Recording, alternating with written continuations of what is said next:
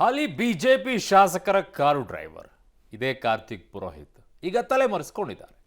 ಹರಿದ್ವಾರದಲ್ಲೆಲ್ಲೋ ತಲೆಮರೆಸಿಕೊಂಡಿದ್ದಾರೆ ಎನ್ನುವಂಥ ಮಾಹಿತಿಗಳು ಈಗ ಪೊಲೀಸ್ ಮೂಲಗಳಿಂದ ಸಿಗ್ತಾ ಇದೆ. ಹೆಣ ಬಿಸಾಡಿ ಬಂದವರನ್ನ ಪಿಕ್ ಮಾಡಿರ್ತಾರೆ ಕಾರಲ್ಲಿ ಹಚ್ಕೊಂಡು ಕಾರ್ತಿಕ್. ಬಂಧನದ ಭೀತಿಯಿಂದ ತಲೆಮರೆಸಿಕೊಂಡಿದ್ದಾರೆ ಅನ್ನುವಂಥದ್ದು ಈಗ ಮಾಹಿತಿ ಸಿಗ್ತಾ ಇರೋದು. ಹೆಣ ಬಿಸಾಡಿ ಬಂದಿರೋದು ಗೊತ್ತಿದ್ದು ಪಿಕ್ ಮಾಡಿದ್ರೆ ಬೇರೆ ಮಾತು. ನನಗೆ ಗೊತ್ತಿರಲಿಲ್ಲ ಪಿಕ್ ಮಾಡು ಅಂತ ಹೇಳಿದ್ರು, ಅಷ್ಟೇ ನಾನು ಪಿಕ್ ಮಾಡಿದ್ದೀನಿ ಅಂತಂದ್ರೆ ಸಲೀಸಾಗಿ ಹೋಗ್ಬೋದು. ಆದರೂ ವಿಚಾರಣೆಯನ್ನ ಮಾಡ್ತಾರೆ, ವಿಚಾರಣೆಯನ್ನ ಮಾಡಲೇಬೇಕಾಗತ್ತೆ. ಇದೇ ವಿಚಾರಕ್ಕೋಸ್ಕರನೇ ಬಿಜೆಪಿಯ ಶಾಸಕರೊಬ್ಬರು ಹೋಗಿ ಬಿಡುಗಡೆಗೆ ಒತ್ತಾಯ ಮಾಡ್ತಾ ಇದ್ದಾರೆ, ಅಲ್ಲಿ ಹೋಗ್ತಾ ಇದ್ದಾರೆ, ಇಲ್ಲಿ ಹೋಗ್ತಾ ಇದ್ದಾರೆ, ಅವರನ್ನು ಭೇಟಿ ಮಾಡ್ತಾ ಇದ್ದಾರೆ ಅನ್ನುವಂಥ ಸುದ್ದಿಗಳು ಅಲ್ಲಲ್ಲಿ ಹರಿದಾಡ್ತಾ ಇತ್ತು. ಯಾಕೆ? ಇದೇ ವಿಚಾರಕ್ಕೋಸ್ಕರ. ನನ್ನ ಸಹೋದ್ಯೋಗಿ ಈಗ ಉಮೇಶ್ ನನ್ನ ಸಂಪರ್ಕಕ್ಕೆ ಸಿಗ್ತಾ ಇದ್ದಾರೆ. ಉಮೇಶ್, ನನಗೆ ಕುತೂಹಲಕಾರಿಯಾಗಿರುವಂಥದ್ದು, ಈ ಕಾರ್ತಿಕ್ ಪುರೋಹಿತ್ ಪಿಕ್ ಮಾಡಿರುವಂಥ ವೆಹಿಕಲ್ ಏನಾದರೂ ಶಾಸಕರು ಬಳಕೆ ಮಾಡುವಂಥ ವೆಹಿಕಲೇ ಏನಾದರೂ ಆಗಿತ್ತಾ? ಹಾಗಾಗಿನೇ ಇದು ಡೈವರ್ಷನ್ ತಗೊಳ್ತಾ ಇದೆಯಾ ಈ ಪ್ರಕರಣ ಅಂತ?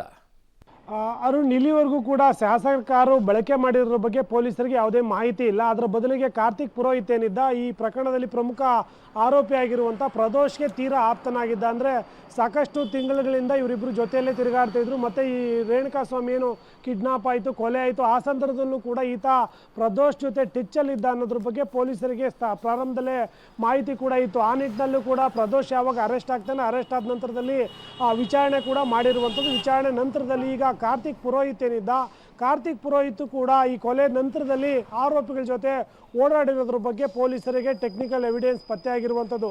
ಹಾಗಾಗಿ ಈ ಕಾರ್ತಿಕ್ ಪುರೋಹಿತ್ಗೂ ಕೂಡ 2 ಬಾರಿ ನೋಟಿಸ್ ಕೊಟ್ಟಿದ್ದಾರೆ. ಮೊದಲ ಬಾರಿ ನೋಟಿಸ್ ಕೊಟ್ಟಾಗಲೇ ಆತ ಬೆಂಗಳೂರು ಬಿಟ್ಟು ಬೇರೆ ರಾಜ್ಯಕ್ಕೆ ಪರಾರಿಯಾಗಿರೋದ್ರ ಬಗ್ಗೆ ಕೂಡ ಪೊಲೀಸರಿಗೆ ಮಾಹಿತಿ ಇದೆ. ಆದರೂ ಕೂಡ ಪೊಲೀಸರು ಈಗ 2ನೇ ಬಾರಿಗೆ ಅವರಿಗೆ ನೋಟಿಸ್ ಕೊಟ್ಟಿರುವಂಥದ್ದು. ಇವತ್ತು ನೋಟಿಸ್ ಇಶ್ಯೂ ಆದ ನಂತರದಲ್ಲಿ ಇವತ್ತು 11 ಗಂಟೆಗೆ ಬರ್ತೀವಿ ಅನ್ನೋ ಮಾತನ್ನು ಬಸವೇಶ್ವರನಗರ ಪೊಲೀಸರಿಗೆ ಹೇಳಿದ್ದಾರೆ ಅನ್ನೋ ಬಗ್ಗೆ ಮಾಹಿತಿ ಇರುವಂಥದ್ದು. ಒಂದು ವೇಳೆ ಏನಾದರೂ ಬಂದಿಲ್ಲ ಅನ್ನೋದಾದರೆ ಮತ್ತೆ 3ನೇ ನೋಟಿಸ್ ಕೊಡ್ತಾರೆ. 3ನೇ ನೋಟಿಸ್ಗೂ ಕೂಡ ಆತ ರೆಸ್ಪಾಂಡ್ ಮಾಡಿಲ್ಲ ಅಂದ್ರೆ ನೇರವಾಗಿ ಆತನನ್ನು ಬಂಧನ ಮಾಡುವಂಥದ್ದು. ಬಂಧನ ಮಾಡಿದ ನಂತರದಲ್ಲಿ ಪೊಲೀಸರಿಗಿರುವ ಮಾಹಿತಿ ಆಧರಿಸಿ ಆತನನ್ನ ಪ್ರಶ್ನೆ ಮಾಡುವಂಥದ್ದು. ಒಂದು ವೇಳೆ ಏನಾದರೂ ಈತ ಕೂಡ ಭಾಗಿಯಾಗಿದ್ರೆ ಖಂಡಿತವಾಗ್ಲೂ ಆತನನ್ನು ಕೂಡ ಬಂಧನ ಮಾಡುವಂಥ ಕೆಲಸ ಮಾಡುವಂಥದ್ದು. ಅರುಣ್, ಓಕೆ ಉಮೇಶ್, ಮೇಲೆ ಮಾಹಿತಿಗೆ ಧನ್ಯವಾದಗಳು.